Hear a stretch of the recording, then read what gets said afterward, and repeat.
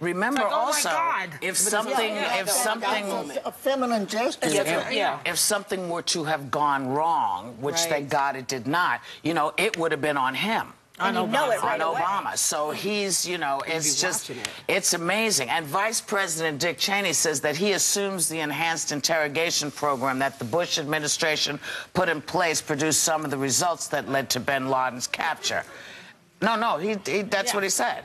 And if that turns out to be the case, does that mean that waterboarding techniques should not be used, or they should be used because they do give us information? How y'all feel? This is a needly subject, I think. It's a tricky one, especially for this administration, because here are the facts. There was waterboarding. There was information at some point. New administration came in. More information was gathered without it.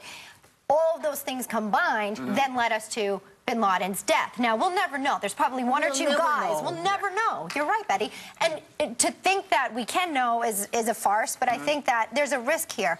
Do we not use enhanced techniques if indeed they may bring us information? It's going to be the question that'll hang over us forever. There's a few ways to look at that. I mean, for example, if we use these enhanced techniques, then they can use them on us. So there's no international... They do use them It just encourages more of it around the world, and then our soldiers have to endure it. And then the other thing is, it's possible that a $6 million book deal would have worked just as well. You know what I mean? There are other ways what do you mean? to get information out of people, pay them off. Who knows what would have worked? No, but Joy, but this is a lot of people. Pay them now. Well, maybe.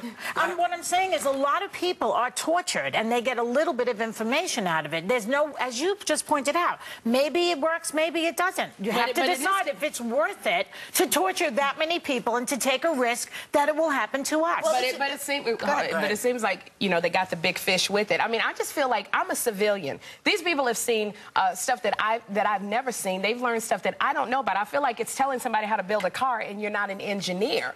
And that's why I feel like, you know, I'm a mother, and I know I would do everything in the world to protect my child. And I appreciate and applaud the fact that the military is treating it as such, and they're doing whatever they can to protect me. I mean, there's just stuff that I could not possibly know about. How you're talking about people who they're trained to kill. They want to kill us. So me saying, you know, don't use enhanced interrogation on somebody who wants to kill me, I don't know. If I'm just saying they'll use it on you.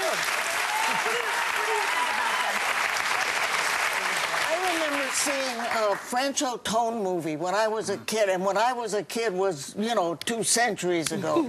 But they showed torture, bamboo shoots under the fingernails, and it was the most horrific thing I had ever seen. Well, it was what was being used at that time, and if we haven't learned anything in all those years, and we're still fighting each other and fighting wars, I think it's a hopeless case that we're ever going to learn anything. I think so too. Well,